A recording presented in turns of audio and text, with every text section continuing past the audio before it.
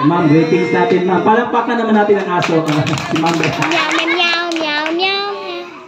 Una sa lahat mo, thank you po, May, for inviting us sa Quadrace karon sa birthday ni sa imong apo na si Rap niya. Ako istorya lang kay Rap na hinaot Ginoo kung nagapaminaw ka man karon sa taliwala sa iyong birthday na tagaan mo og mayong panlawas kining bataa magdako madunay kahadlok sa Ginoo madunay kahadlok sa ginikanan o through ups and downs dili lang gud sukuan atong mga anak kay kana sila ang mapaligod sa atong kinabuhi paingon sa pagbuhat ug maayo niining kalibutan.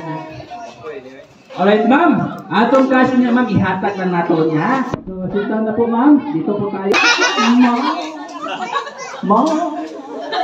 Alright, message natin. Happy birthday, Rob. Tagapagkagatas pa dyan yung kilabot sa Ginoo.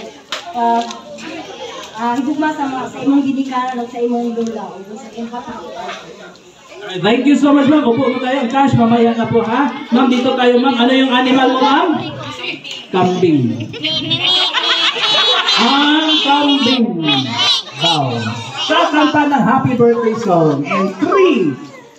2, 1. Ma'am, message natin.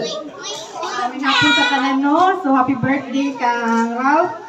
Ginaot nga ang Ginoo mag-iya kaniya hanto sa pagtubo niya. Sa kanunay, gugma ang makarit sa ginagis sa ginikanan. Nga panag-iusa, pagsinagsanay.